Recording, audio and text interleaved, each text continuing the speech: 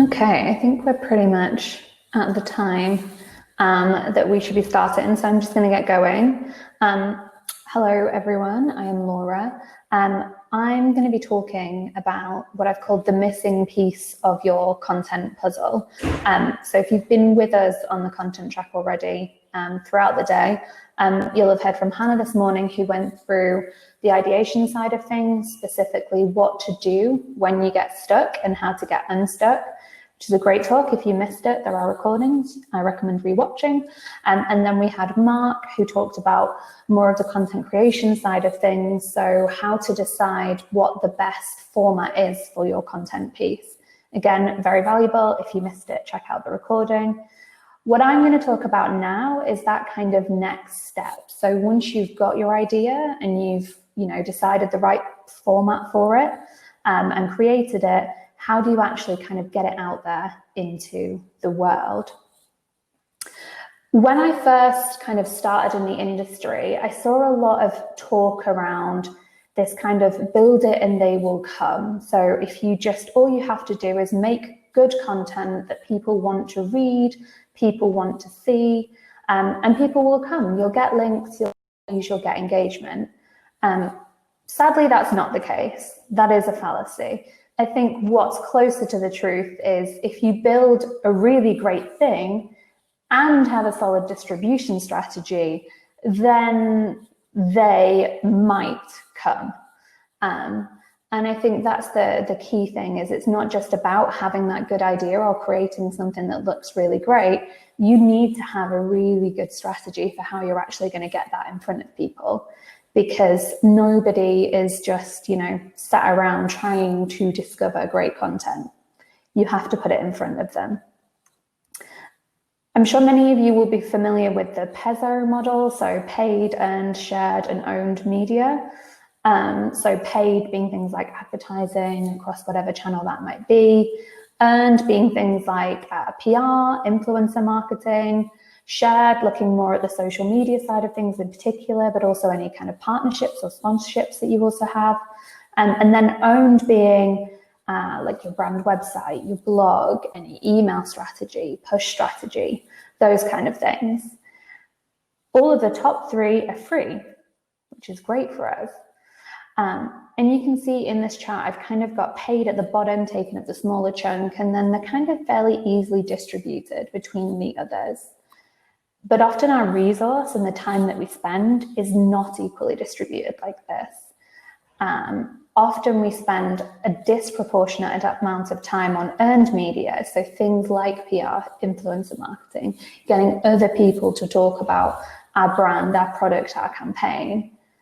And we neglect own channels. We don't think of our solid kind of email or push strategy for how we're going to get our content out there. And sometimes the shared channels too. I think this is definitely true of most of the things that I see in the SEO industry. A lot of the talk is always about how you're going to get links, how we're going to get coverage from journalists, and less so about how does that fit into the wider mix of marketing channels that are available for our brand. And this is a hugely wasted opportunity. I was certainly very guilty of this. But we need to remember that although we know that these different channels are usually run by different teams or people, often in silos, the same team that's looking after the PR strategy may not also be in charge of the social media channels. And likewise, the email team may sit completely separate. Sometimes SEO doesn't even sit within marketing, and so on and so on. It is often very siloed and very split up. But our audience and our customers don't necessarily know that or care. It doesn't matter to them. They just see the brand, whether that's on your website, on your Instagram profile, in The Guardian, in your Facebook advertising, in Tube advertising, whatever it might be. Your customer, your audience that you're trying to reach, they don't understand that there's different channels that are managed by different marketers and different people or different agencies. They just see that one brand. So as the marketers, we need to ensure that they're seeing consistent messaging across these different channels, or at least cohesive messaging. It's not that it necessarily all has to be the same and it's just repetitive everywhere people look, but there needs to be some kind of joined up nature of it. We shouldn't be having different messaging, promotions, calls to action, depending on the channel that someone's on. That can be very confusing to an audience. There's no kind of takeaway and positive reinforcement.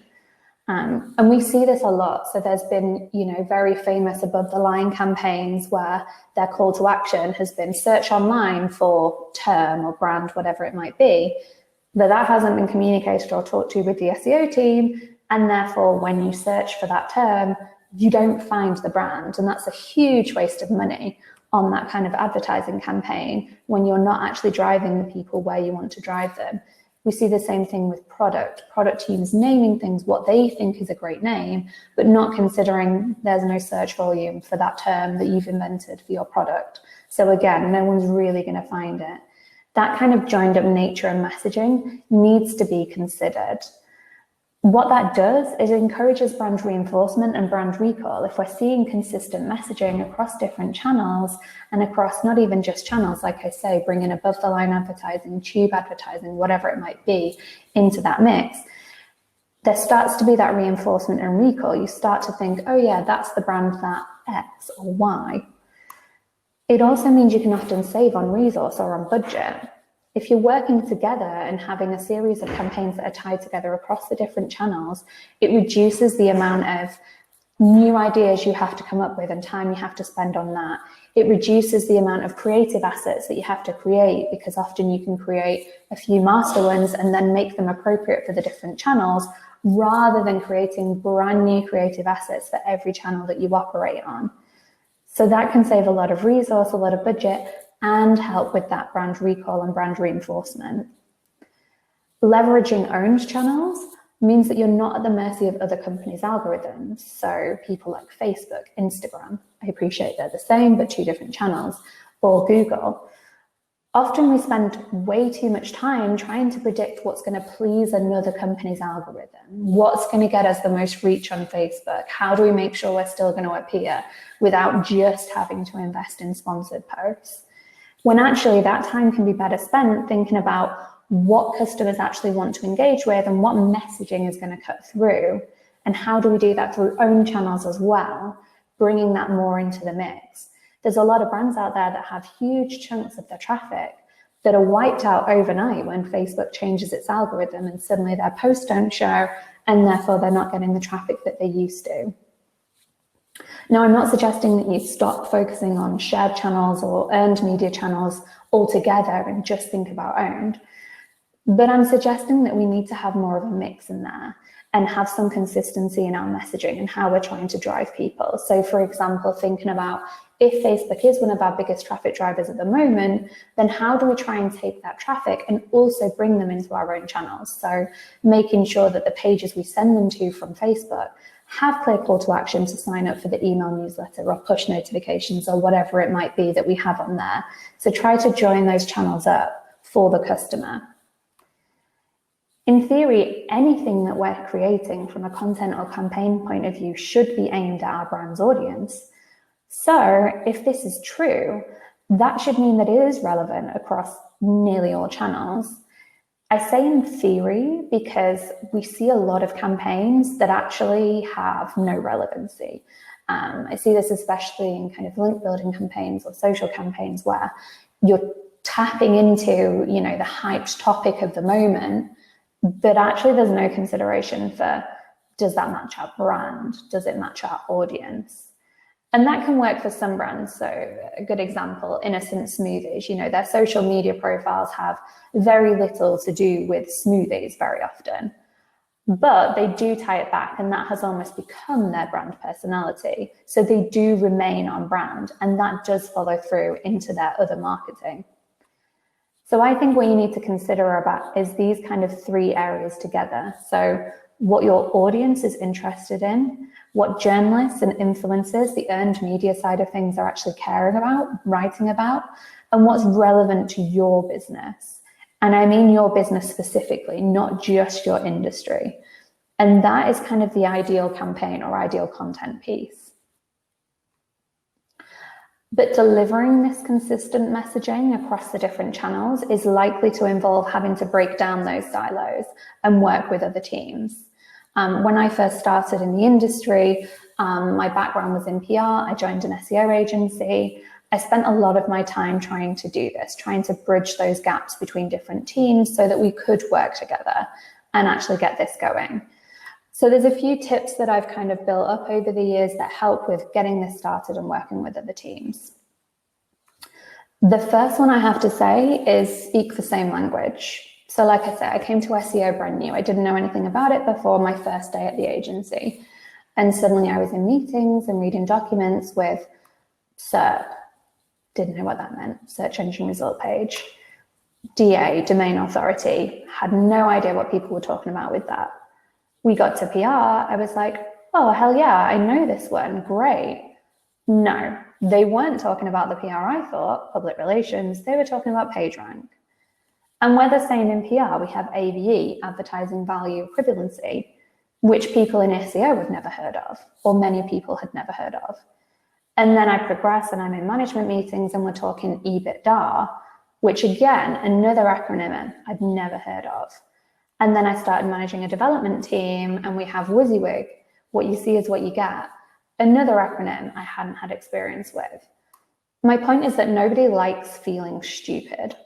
Using jargon or acronyms that people don't understand will alienate them. It takes a lot of confidence when you're in a meeting, especially if it's a big meeting, to put your hand up and say, sorry, what does that mean? What is SERP, or what are you referring to with PR? Because it can mean numerous things. It can take a lot of guts to do that because you don't want to be seen as stupid by the other people in the room.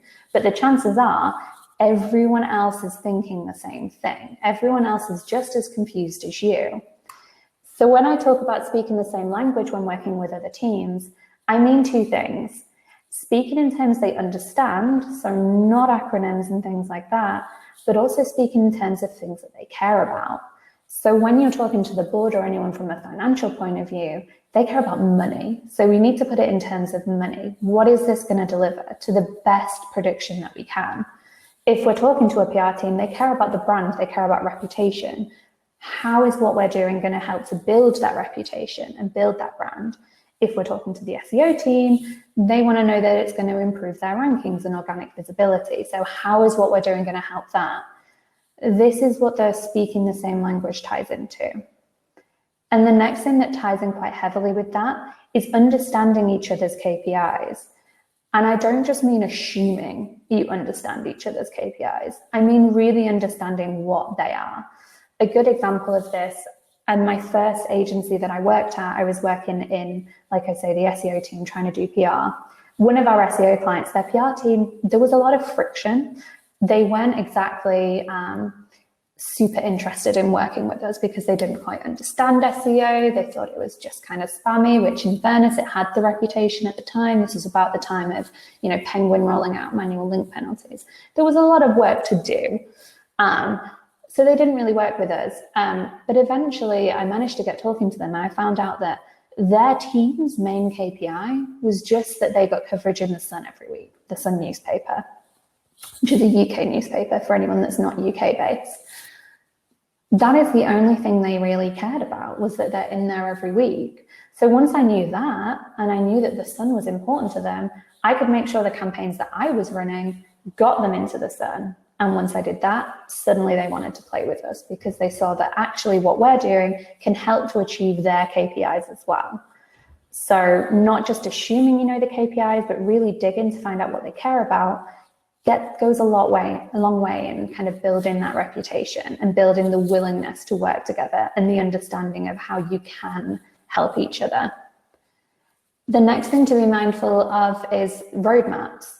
I've worked in various agencies with various brands, and everyone has different styles of roadmaps, but also different lengths of roadmaps. I've seen some that are 12 months long, 24 months long, some that are planned quarterly, others where it's, if they even have a roadmap, it would be a miracle. So it can vary greatly, and it doesn't generally just vary at an organization level or a brand level, it varies between the teams. So if you want to work with these other teams, it's important to know how far they plan ahead. So for example, if we're launching a campaign and we want to try and get it in the email newsletter as well, how far ahead do they plan up the slots in the newsletter? When do we need to deliver the assets to them so that we do get featured in there? That kind of thing is very important as well.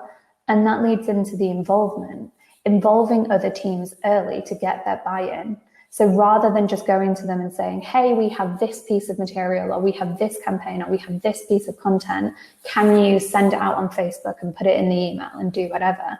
Involve them early. Make sure you know once you have their roadmap, okay, this is when we'll probably need to start talking to them to make sure that we have their buy-in so that they'll include it in their roadmap. Don't just go to them at the end. Involve them early. Once they're bought in, you'll get much more cooperation. And be open to new ways of working. You know, just because you've always done it one way and it's worked for you, doesn't mean there aren't better ways to do things.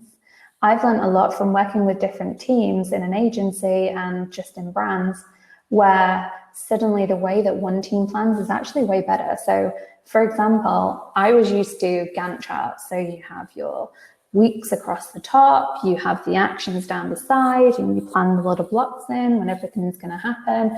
And I just thought that was how roadmaps were done. That's kind of how you plan a campaign and plan your work. And then I started talking to a product team, and they had these other ones called time horizons, where it was actually just more like bubbles. And there was like the now bubble, the near bubble, and the future bubble. Because the problem they highlighted is Gantt charts don't generally work when you're looking big picture. You know, when has anything ever, you know, if you have 5 campaigns, out of those 5 campaigns, how many actually launched on the date that you predicted at the start? Probably not many. Things move, things shift. One thing gets delayed, it delays everything else. And you're constantly updating the Gantt chart. Whereas their way of working was actually much better. It showed in a much more visually appealing way, this is what the plan is, this is roughly when it will happen. So be open to those new ways of working because they might help you as well.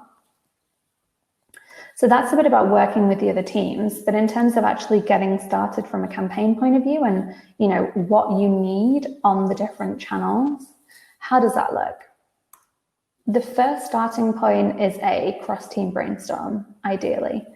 So as I said, involve the teams early. Don't just have your campaign brainstorm within your team and then go to them and say, here's the ideas.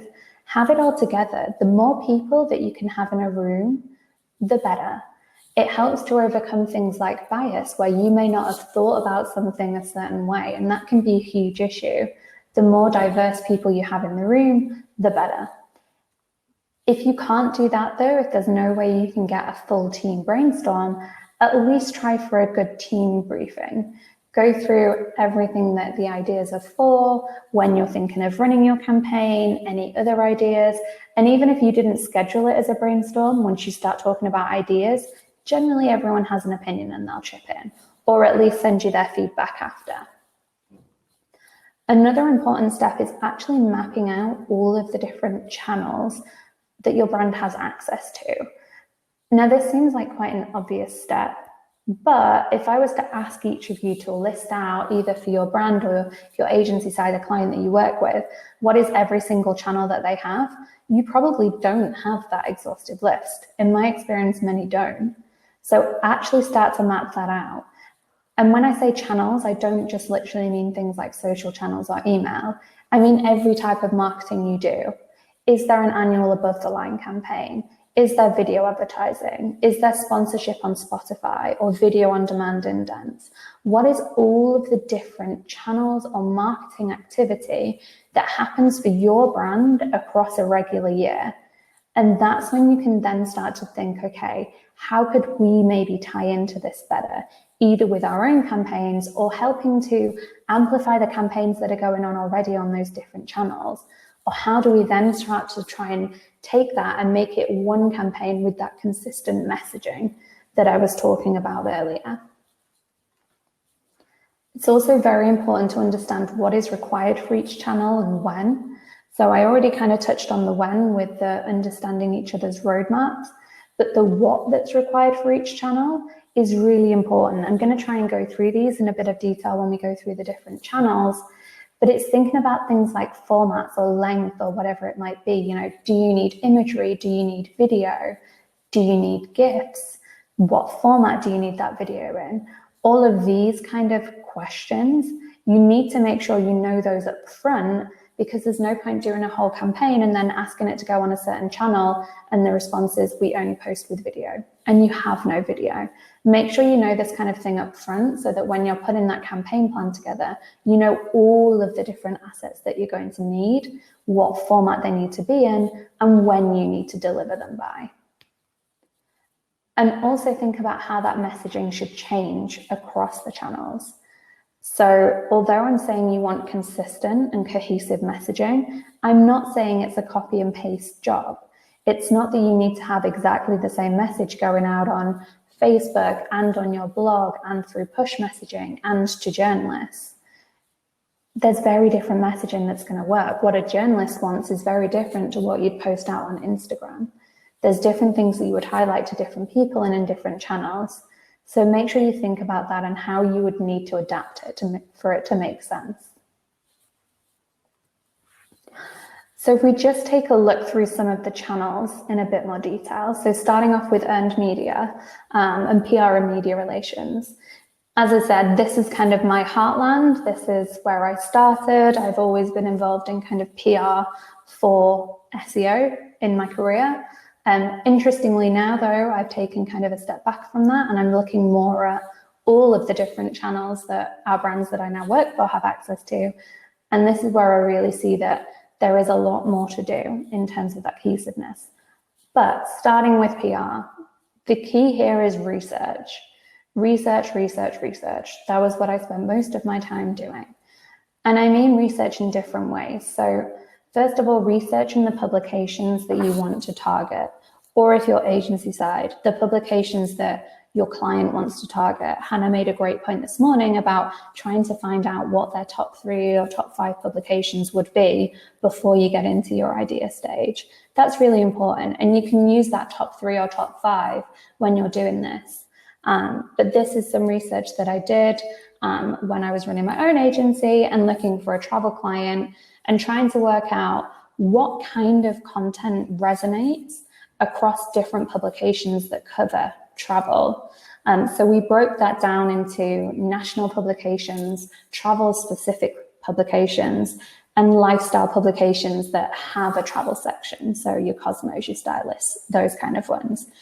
And then we looked at how much of their travel content featured expert comment, expert commentary, expert reviews. How much of it was focused on deals? So, you know, get this travel deal, flights discounted 50% this week, that kind of thing. How many of it was reviews? So where a journalist has maybe gone on a free press trip to that location, wherever it might be. How many of the things are survey based? I think we went through quite a boom with especially PR for SEO where surveys were everywhere because they are a really easy way of gathering data and data specifically on what you want to talk about. But how many of these types of publications are covering that?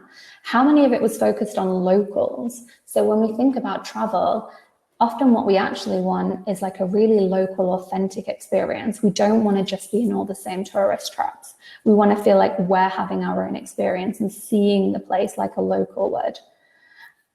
We know also that Instagram has had a huge impact on the travel industry. So how much content is actually influenced by Instagram or featuring Instagram posts? And then some others, so things like bucket list, itineraries, road trips, other travel specific terms that would often be included in content. And like I say, we broke that down by the different types of publication to give us some insight into if we're wanting to target these publications, what kind of content do we need? And we can start to see that for lifestyle publications, actually having something that touches on Instagram is key. You know, we're looking at over 40% of their articles about travel contain references to Instagram.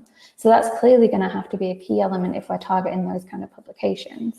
Whereas if we want that kind of national coverage, well, Instagram's not the way to go.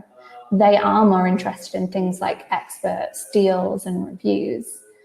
So you can see that within here, we start to get an idea of the nuances between the different types of publication to see what kind of content components we're going to need to be successful. But it's not just the publications that we need to research. It's also the journalists. If you look at any kind of talk from a journalist or anything published online about their biggest frustrations with PRs, you will always see one of the biggest complaints is always that they're not pitched relevant stuff, that the PR hasn't done their research, that you're pitching them something on a beat that they don't write about, or a topic they don't write about, or a country or a city that they don't write about. Researching the journalists is absolutely key, and then personalizing that pitch to them. So if you think your story genuinely is of interest to them, outline why you think it's of interest to them. Have they written about the same thing before, the same place? Have they tweeted something about it, about a certain product that you have, and that's why you're getting in touch? Don't make it seem like you've been stalking them. That's not what I'm suggesting. But make sure you have made it clear why you think this is relevant to them. Don't just send them out, some kind of mass merge email. That is not the way to win. Another important consideration is the content length. So starting to see, well, how much content do we need? So this is from BuzzSumo, which is a tool that I've used for a long time. And this is looking at two different publications. I think it's the Belfast Telegraph and Belfast Live, and looking at, on average, how long is their content. And we can see that there's a huge difference here between the two different publications. So Belfast Telegraph generally has longer content, whereas Belfast Live, a lot of their content is much shorter. We need to bear this in mind when we're pitching those publications as well. So if you're pitching, the likes of the Belfast Telegraph, you need to be giving them enough content that they can comfortably write 3,000 to 10,000 words, I think that says, about that topic. If you don't pitch them enough and they can't make a full story, well, then they're not going to be able to write about it. And conversely, if you're pitching someone like Belfast Live, where they have less content, you need to make sure that you get to the point so that they also can write it in the style that they need to write it, with the kind of word limits that they're working with. Another important consideration, you've probably seen this 100 times, a picture is worth 1,000 words. We know that, right? But how many times have you seen a news story without imagery? It's really relevant when we're thinking about kind of PR and media relations. We need to ensure we do always have high quality imagery to accompany a campaign.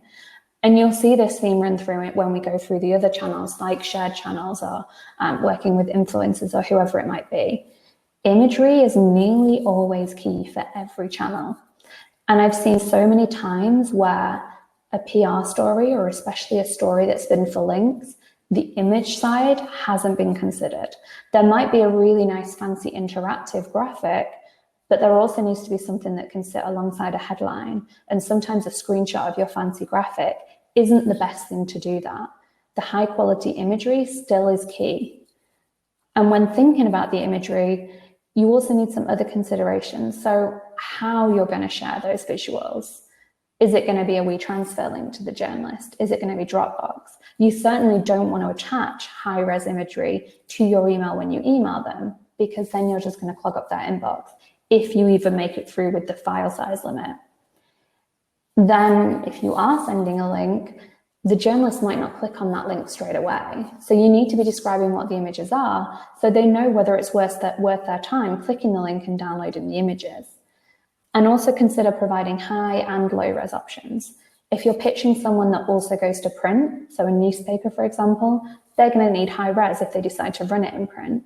Whereas if you're pitching someone that's online only, they probably only need the low res version. So don't clog them up with a high res version. Make sure they can just get the one that they need. Again, I'm hoping most of you have heard this quote before from Maya Angelou. I've learned that people will forget what you said, people will forget what you did, but people will never forget how you made them feel. Again, we kind of know this innately. The things that we remember are very tied to emotion, to feeling. If you think about your favorite book, your favorite film, or your favorite advert that you remember from a brand is probably because it made you feel a certain way. My favorite movie for a long time was The Lion King, because it was so traumatic. It's a roller coaster of emotions. I was happy, I was heartbroken, I was happy again. But I remember all of the elements of that film because of how I felt at the time. I remember some brand adverts that are from years and years ago because they made me laugh, they made me happy, I found them humorous. A lot of what makes us remember something, coming back to that brand recall and recognition, is around whether it really taps into an emotional response or not. Within the media, there's the phrase, if it bleeds, it leads. It's the reason that if you ever watch the news, it's always a traumatic story that is the first one that they lead with as the headline. The same on a news website. It's always the most emotional, triggering stories that are right up front, because that's what draws us in. That's what makes us start reading or stay listening or stay watching, depending on the medium that we're going with here. So you need to start thinking, what emotions are you trying to trigger with your story or with your content? And who does it impact? There's all different emotions we might be trying to tap into. This is just a wheel from Psychology Today.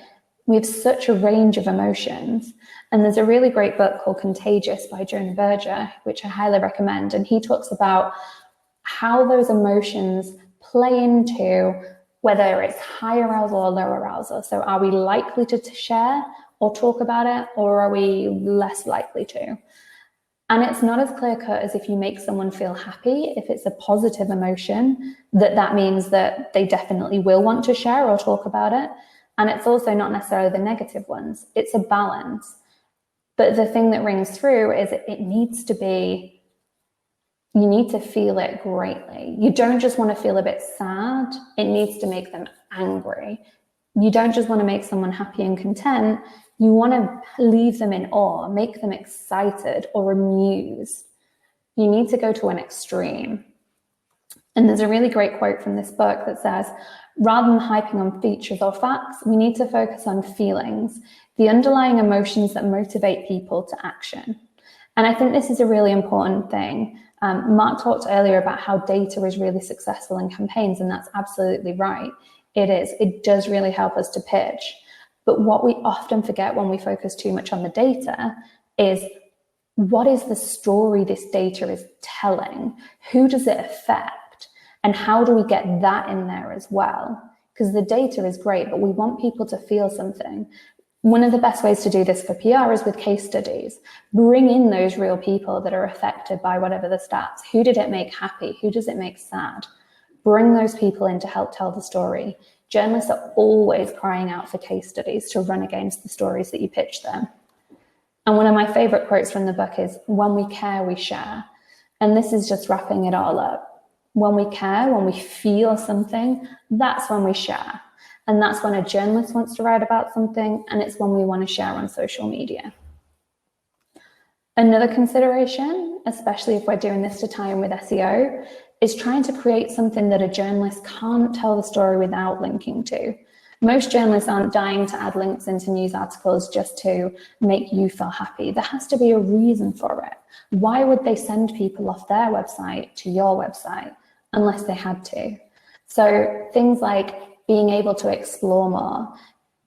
If it's interactive, people can interact. If there's too much info to fit into their article, if it's something genuinely useful for the reader, they're the things that will justify a link to it. You need to consider that. Also consider the timing. Why would a journalist write about this right now? Journalists often get thousands of emails a week. So what's going to make them open yours? What's going to make them write about it right now? And this is an important one, going back to what I said about aligning on timelines and roadmaps. If there is a key time that's really important from the PR point of view, you need to make sure that you're aligned so that you're not going out with something from a PR point of view 2 weeks before it's able to go out in the newsletter or on social media. It's really important that this is tied up and consistent. So just recapping on the kind of media relations side of things, research is key. Think about the content length. Think about the full package. So what is the image? Is there any video? What are the emotions you're pulling on? Ensure there's a reason to link, and make sure you're considering your timing. Another element of the earned media side of things is influencer relations. So considerations here are, what's in it for the influencer? What is the value that you're offering them? We've seen so much recently in backlash from influencers, both from the influencer side and from the brand side, where the brand is approaching the influencer saying, we'll give you exposure. And you see it from both sides. The influencer's like, I don't pay my bills with exposure. And the brands are also, we don't pay our bills in exposure. Just because you tweet about, the meal that you've had at our restaurant or Instagram it, doesn't mean we're going to get customers. So you see it from both sides. There needs to be a mutual benefit. That might be financial, it might not be financial. There's many other reasons it could be, but you need to be explicit in what that is. Also respect their brand. So the reason that influencers get to be the level of influencer that they are is because they really get to know their audience, and their audience likes their brand of content. So what you don't want to do is go to them and say, hey, we want you to tweet this exact phrase or Instagram a picture that looks exactly like this and do this in a video and make sure you include this. A, they're unlikely to do it because it would turn their audience against them. And B, even if they did, it probably wouldn't be a successful post because their audience is going to see through it and see that it's not authentic. You're not going to achieve what you want. You need to be willing to relinquish some control in this area and trust that you have the right person, which leads me on to your brand. Also respect your own brand. Is this influencer on brand for you? Just because they have millions of followers online doesn't mean their millions of followers are people that would actually be a customer of yours. If they have a legion of young fans following them, but you sell holidays that cost thousands of dollars, probably not going to be the best fit. Again, you'll get the exposure. Will you get any bookings? Probably not. You also, especially from an influencer point of view, need to make sure you understand the legal implications. These next slides are quite text heavy because it's kind of a legal thing. But when I share them or when you see the recording, you can go through them in much more depth. But this was especially big last year when new regulations came in around disclosures and influencers. Within the UK, there's two different things at play. There's the CAP code and there's also the ASA, which is the Consumer Protection Law. And this covers things like what they count as an ad. So paid for space, own advertising, affiliates, all these different things. Under the Consumer Protection Law, it's any form of payment or incentive, even without editorial control. In terms of payment, we're not just talking monetary payment changing hands. It could be a free product, free service, free trip or accommodation, even if it's loans of product and the influencer has to give it back. Any of those kind of things count as payment. And control is pre-approval of content. So like I said, you kind of have to relinquish that control and then just trust that they're going to publish something that is going to be what you want it to be. If you want to make sure it's 100% favorable, then it will count as you having control, and that is clearly an ad and has to be disclosed as such. And there's a bunch of guidelines in terms of who this applies to. Essentially, it's any blogger, vlogger. It even counts celebrities in here. So it's not just the influencers we think of in terms of Instagram and YouTube. It's any kind of influencer, be that celebrity or media personality, whoever that might be. And they have to disclose if any of these things apply, essentially. Another thing to consider is if you are going to spend the time working with an influencer or spend the budget on working with an influencer, how else can you leverage their involvement? So again, thinking in terms of tying this up across the different channels, can you then use their content on your website? Do you use it across different channels? Can it feature in the PR work that you're doing? Can it feature in above the line? We've seen a lot of stuff where brands have taken photo shoots with influencers now instead of photo shoots with regular models. How can you tie this stuff in again so that it's the same faces, it's the same messaging? We did this a few times from a PR point of view where we would use the influencers in our PR campaign. So to tie up on that one, think about the reciprocal benefit. Stay on the right side of the law and make sure you're thinking about integrating and leveraging activity across the other channels and mediums. And then quickly look into the shared media. Brevity here is what's key. You need to be able to sum what you're saying up in 280 characters or less if it's going to work on Twitter. So think about which channels are key for the topic you're talking about. Think about the assets you're going to need for each channel, and think about the formats available. Instagram is not just an Instagram post, it's also an Instagram story. Think about the narratives. If it is a post that are stories that are 7 stories long generally work best. So think about that. Think about the narrative flow. Can you offer a behind the scenes perspective? Is that what's going to draw people to go into your shared channels? So consider the most appropriate ones, the assets and formats that you'll need for them, and what you want the narrative flow to be. And then finally, on the owned channels, think about your blog and website. So what do you want people to actually engage with on your website? What makes you worth that link? What is going to be the asset? How do people find it? Is it linked to from on your website? You don't want orphan links. Are there multiple blog posts? Is it just one blog post? Can you break it down? Lots of brands do this very well, where they do a big research project and then break that down into different posts.